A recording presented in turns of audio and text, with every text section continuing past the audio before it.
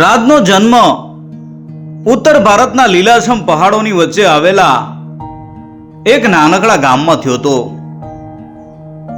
એ ગામમાં ફક્ત એક જ શાળા હતી, કોઈ કોલેજ નહોતી અને બજારમાં માંડ થોડીક દુકાનો હતી. લોકો સાદું જીવન જીવતા, ખેતી કે નાના ધંધાથી સંતુષ્ટ હતા. પણ રાજ અલગ હતો. બાળપણથી જ એનામાં કંઈક કરવાની ધગશ હતી. જ્યારે બીજા બાળકો લખોટી રમતા કે પતંગિયા પાછળ દોડતા, ત્યારે રાજ એક જૂના વડના ઝાડ નીચે બેસીને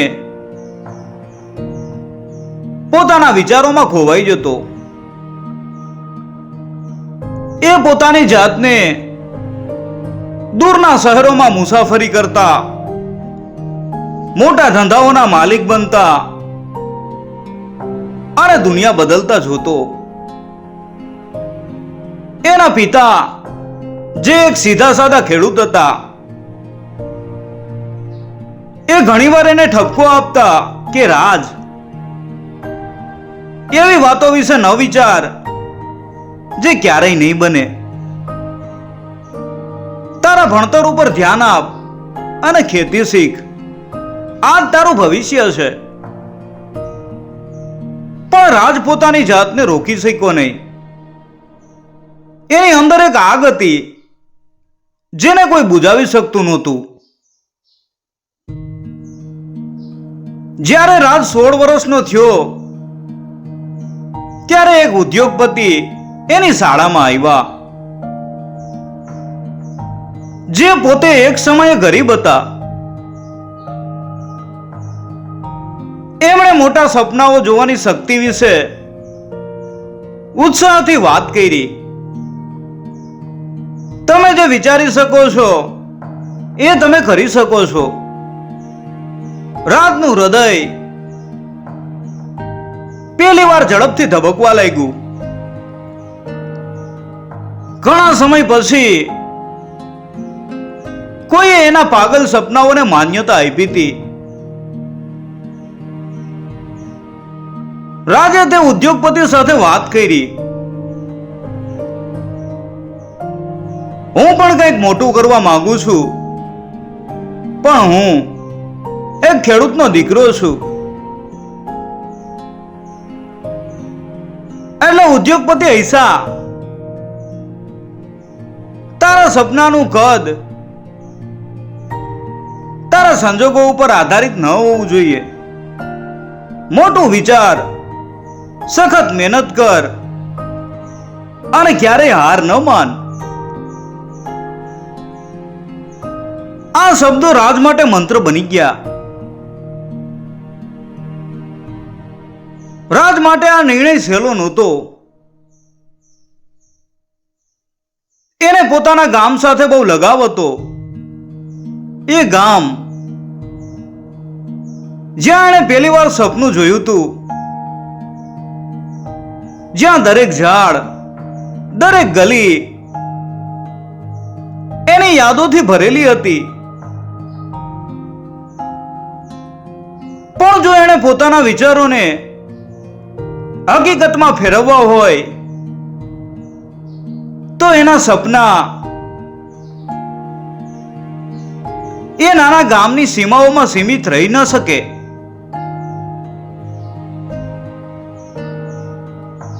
હાઈસ્કૂલ પૂરું કર્યા પછી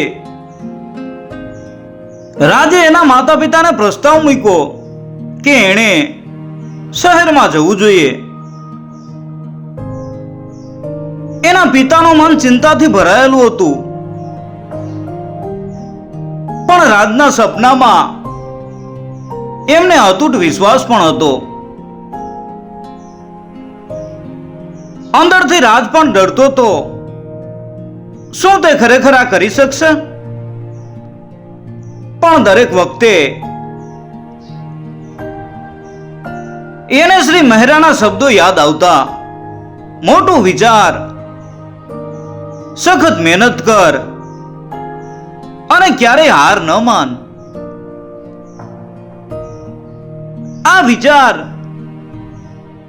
એની હિંમતનો સ્ત્રોત બન્યો. શહેરમાં જતા પહેલા એક રાત્રે રાજ એના પ્રિય વડના ઝાડ નીચે બેઠો. એણે પોતાની આંગળીઓથી માટીને સ્પર્શ કર્યો,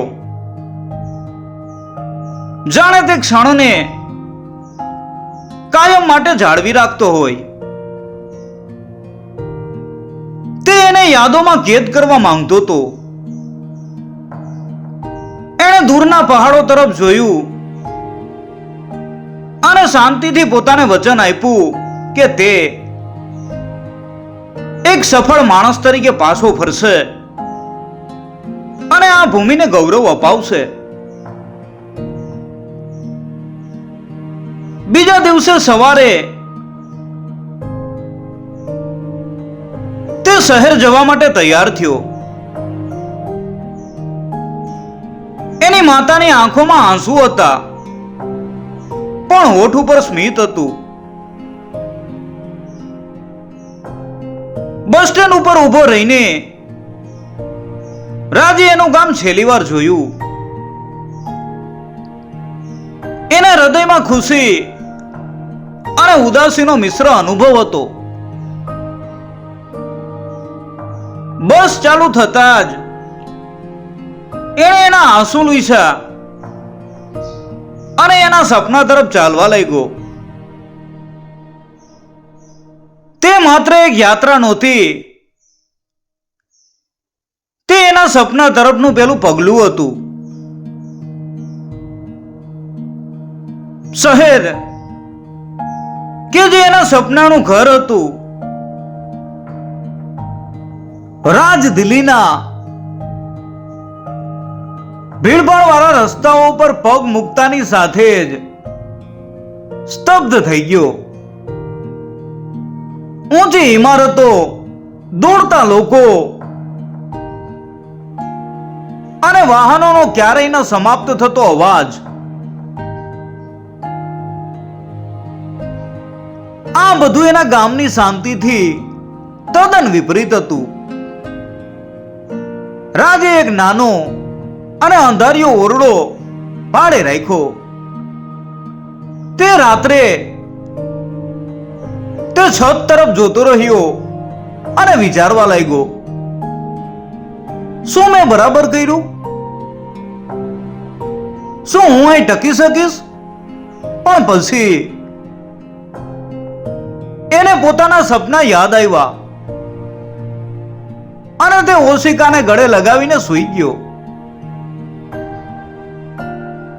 રોજી રોટી કમાવા માટે રાજે એક સ્થાનિક કાફેમાં કામ કરવાનું શરૂ કર્યું. સવારથી રાત સુધી તે ગ્રાહકો માટે ચા અને કોફી બનાવતો, ટેબલ સાફ કરતો અને વાસણો ધોઈ નાખતો. રાત્રે જ્યારે બધા સૂઈ જતા ત્યારે તે પોતાના પુસ્તકો કાઢીને અભ્યાસ કરતો.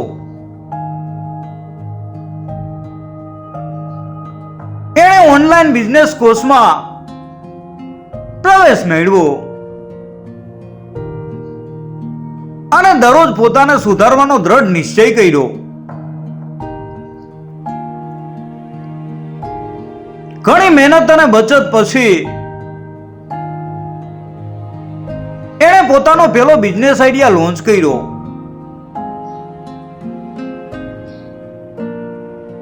પણ ખૂબ જ ટૂંક સમયમાં એને સમજાયું કે જેટલું વિચારતો હતો એટલું સહેલું નહોતું. ગ્રાહકો એક પછી એક ઘટવા લાગ્યા અને ટૂંક સમયમાં જ એણે એની બધી જ બચત ગુમાવી દીધી. એક રાત્રે તે જમીન ઉપર બેઠો બેઠો રડતો હતો. શું મારા સપના ફક્ત સપના જ હતા? પણ પછી એને શ્રી મહેરાના શબ્દો યાદ આવ્યા, ક્યારેય હાર ન માન, રાજે પોતાની ભૂલોમાંથી શીખીને ફરી શરૂઆતનો સંકલ્પ કર્યો. આ વખતે વધારે તાકાત સાથે રાજ શહેરની સમસ્યાઓને વધારે ઊંડાણપૂર્વક સમજવા લાગ્યો. એણે લોકો સાથે વાત કરી, એમની જરૂરિયાતો સમજી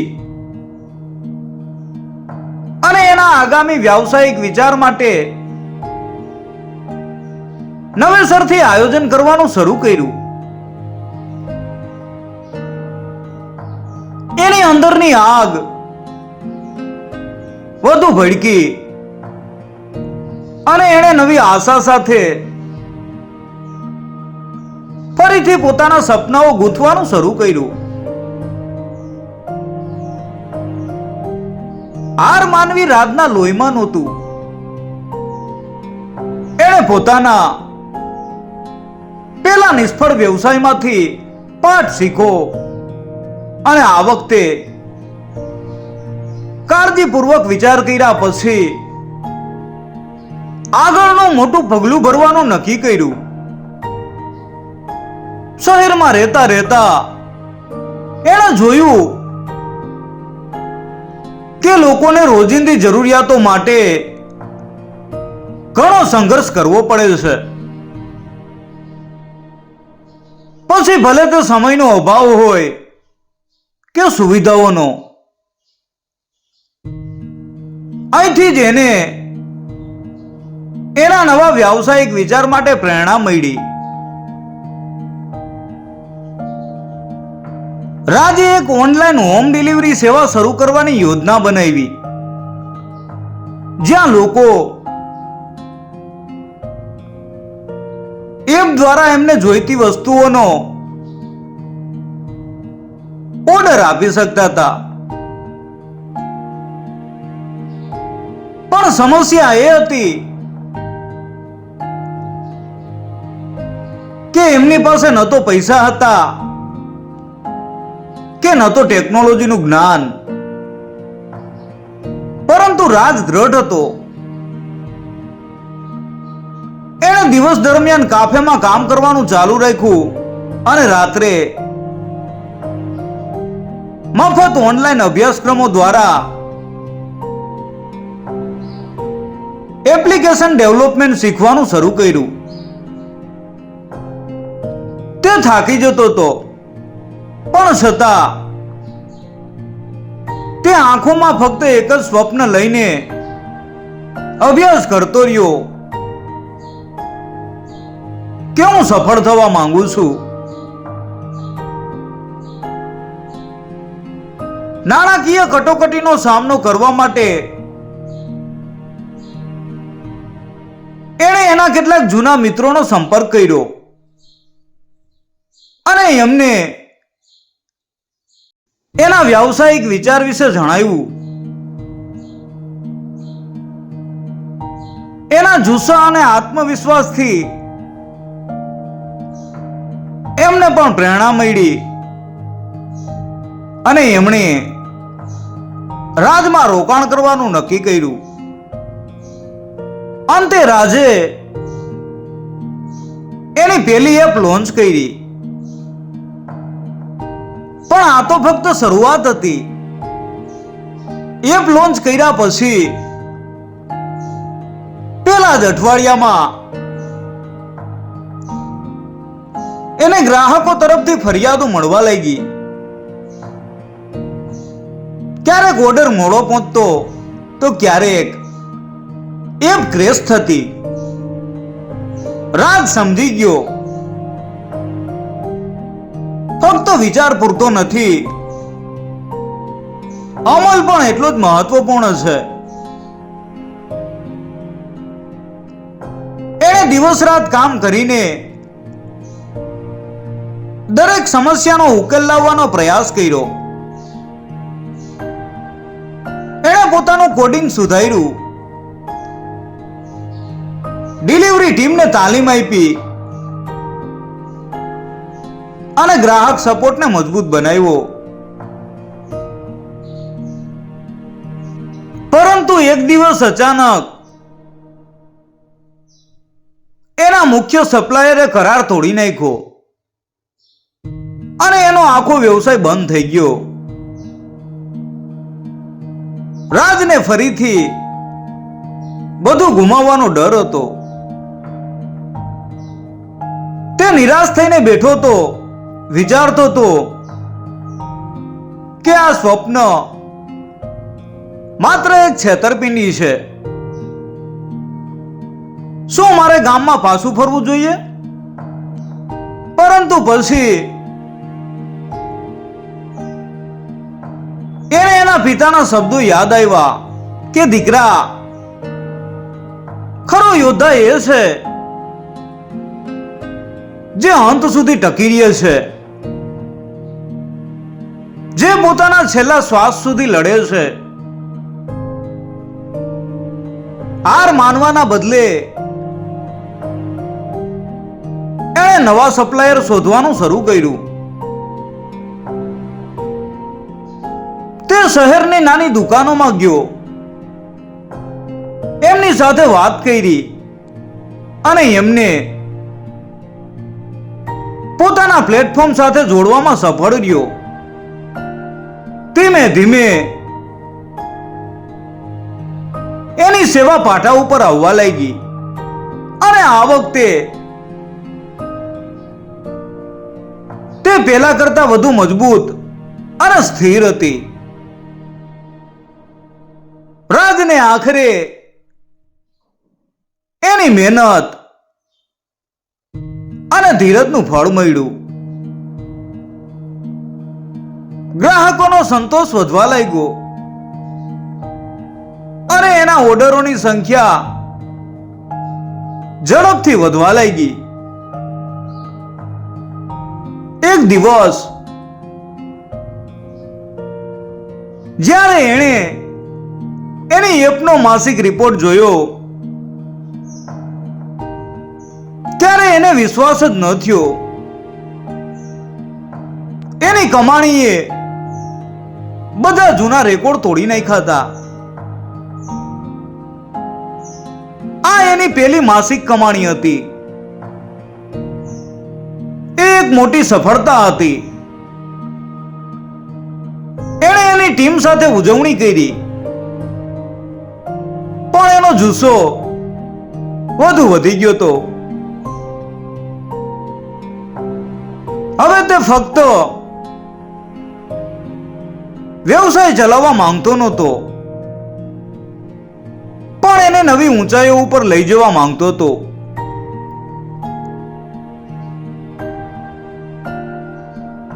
રાજે નવા રોકાણકારો સાથે વાત કરી,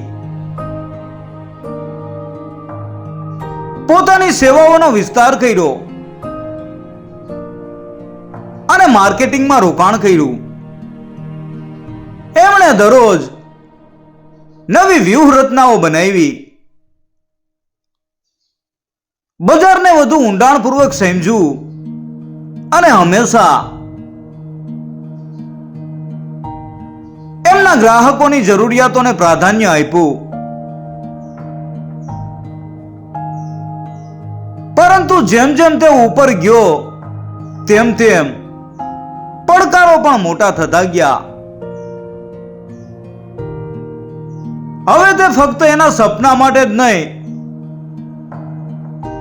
પરંતુ એની આખી ટીમના ભવિષ્ય માટે પણ રાજ જવાબદાર હતો.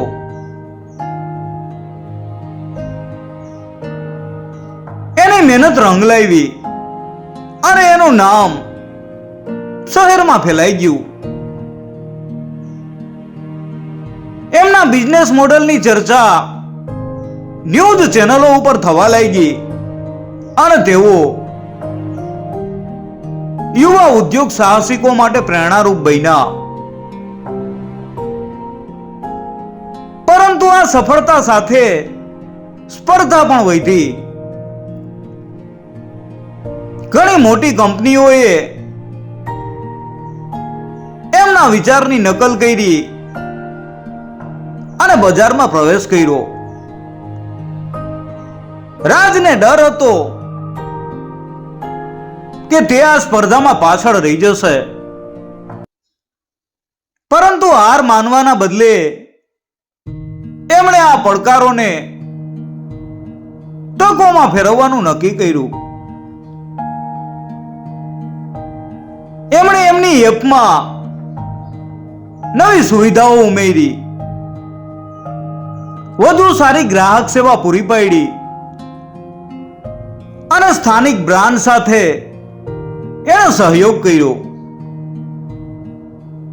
આ સાથે એમણે સોશિયલ મીડિયા ઉપર પોતાની બ્રાન્ડનો પ્રચાર કર્યો.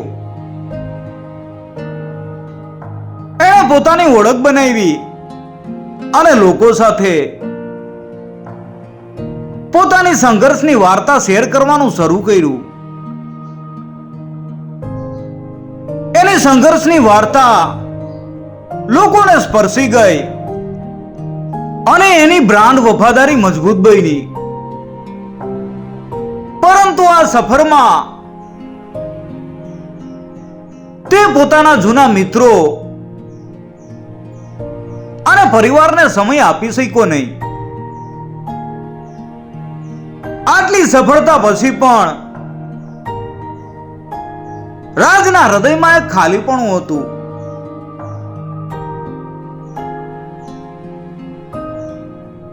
તે કદાચ શહેરનો પ્રખ્યાત ઉદ્યોગ સાહસિક બની ગયો હશે, પરંતુ અંદરથી તે એ જ ગામનો રાજ હતો જેણે મોટા સપના જોયા હતા. તે ક્યારેય પોતાના મૂળ ભૂલી શકતો નહોતો.